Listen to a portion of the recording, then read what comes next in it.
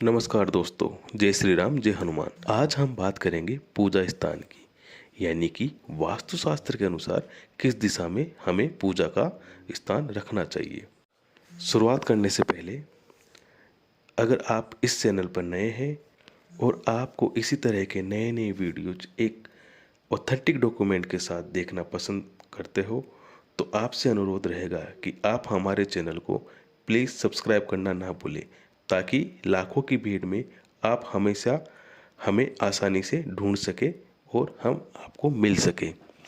चलिए, सबसे पहले मैं आपको बताना चाहूँगा कि हम हमारे वीडियोज़ में एक ऑथेंटिक डॉक्यूमेंट के साथ, जो कि शास्त्रों में उपलब्ध है, उसके साथ ही वीडियोज़ को बनाना और आपको बताना पसंद करते हैं। आगे भी हम इसी तरह के नए नए वीडियोज आपके लिए बनाते रहेंगे और आपको बताएंगे। चलिए, हम शुरुआत करते हैं पूजा घर, यानी कि घर में मंदिर को किस स्थान पर बनाने से वहाँ पर शुभ फलों की प्राप्ति होती है। लगभग सभी अपनी दिनचर्या की शुरुआत पूजा पाठ से करते हैं, और यह भी सत्य है कि कुछ लोग भगवान के डर से और कुछ लोग डरे हुए होते हैं इसलिए करते हैं, और ज़्यादातर लोग इसको अपनी दिनचर्या का हिस्सा मानते हैं और एक मन की शांति के लिए पूजा करते हैं।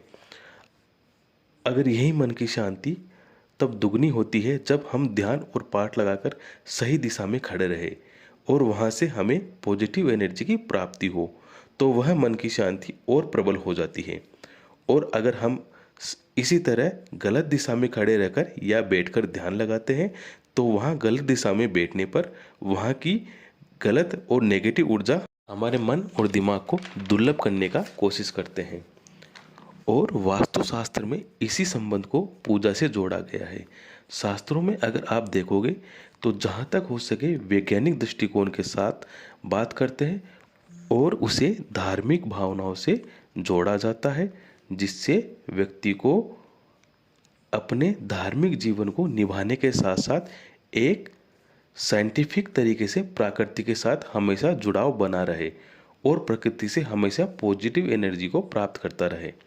इसी प्रकार वास्तुशास्त्र में भी हमें ध्यान करने की, यानी पूजा पाठ करने की एक उचित दिशा बताई गई है, जिस दिशा से सदा ही पॉजिटिव एनर्जी का संचार निरंतर होता रहता है। वैसे तो भगवान दसों दिशा के स्वामी हैं, वह सब जगह विद्यमान हैं, बस हम उन्हें मन से याद करें, जिधर चाहे मुख करके करें, हम पूजा करें, जिधर चाहे हम उन्हें पुकारें। अगर आपका उद्देश्य सही है, हमारे कर्म प्रयत्नशील है, वह हमारी पुकार अवश्य सुनेंगे। यह सर्वदा एक सत्य बात है। लेकिन अगर हम सुबह सुबह जो पूजा पाठ करते हैं मन की शांति के लिए और वह पूजा पाठ सही दिशा में किए जाए तो मन प्रसन्न व शांत रहता है और हमें एक पॉजिटिव एनर्जी का अनुभव कराता है। इसी बात को ध्यान में रखते हुए हमारे प्राचीन शास्त्रों में अलग अलग दिशाओं में दिशाओं का वर्णन मिलता है। अगर हम बात करें उत्तर भारत के प्रमुख ग्रंथ विश्वकर्मा प्रकाश की, तो विश्वकर्मा प्रकाश के अनुसार पूजा घर को घर के ईशान कोण, यानी कि उत्तर और पूर्व के कॉर्नर में रखना उचित बताया गया है। इसी प्रकार हम बात करें राजवल्लभ वास्तुशास्त्र की, तो राजवल्लभ वास्तुशास्त्र के अनुसार पूजा घर की यही स्थिति, यानी उत्तर पूर्व ईशान कोण ही बताई गई है। और अगर हम बात करें उत्तर भारत के एक प्रमुख ग्रंथ सम्रांगण सूत्रधार की, सम्रांगण सूत्रधार में भी यही स्थिति उत्तर पूर्व यानी कि ईशान कोण ही बताई गई है। इससे यह हम कह सकते हैं कि उत्तर पूर्व यानी ईशान कोण पॉजिटिव एनर्जी के लिए सदा ही शुभ रहता है।